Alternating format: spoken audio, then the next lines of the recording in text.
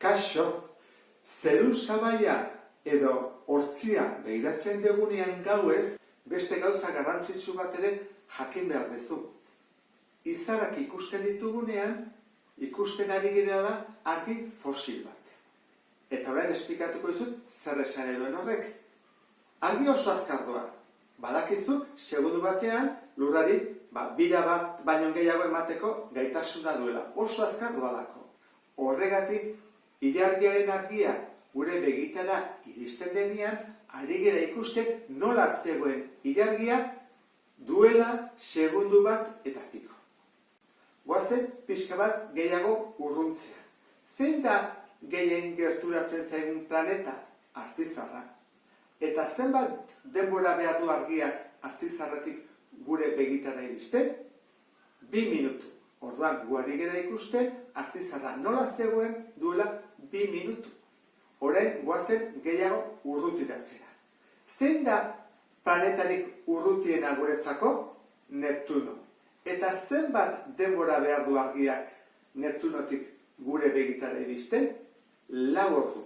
Orduan, guari gara ikusten, Neptuno nola zegoen duela 4 ordu. Ez nola dagoen orain. Zerbait gertatzen bada Neptuno, gu jakingo dugu 4 ordu beranduago.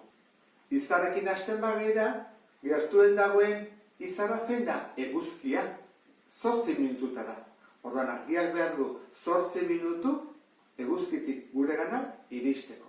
Erupzio bat baldin badago edo horrela, guk jakingo dugu beti 8 minutu beranduago. Bueno, hauei ez zaie esan oraindik fosila direnik, ez? Baina goazen orain izarretara. Zein da gertuen dagoena? Centauro, ez da? Eta hori dago 4 urtetara. Horrek esan nahi du, 4 urte beranduago jakingo dugula han zer gertatzen den. Pixka bat urrutiago joaten bagera, azalduko zaizkigu hor izarrak gero eta gehiago.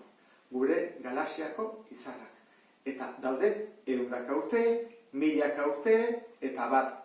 Horrek esan nahi du, duela 2000, 3000 urte gertatu zen zerbait ikusi dezakegula orain. Eta alderantziz, horietako izar bati zerbait gertatzen bazaio, guk jakingo dugu hemendik 2000, 3000, 5000 urtetara. Urte asko ez da.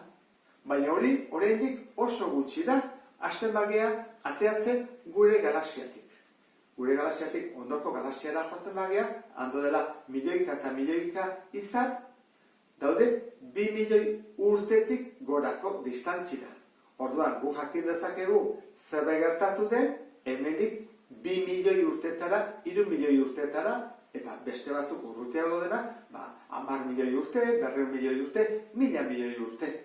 Horrek esan nahi du, gu ikusten ari gerana dela duela milioi batzuk sortutako argia.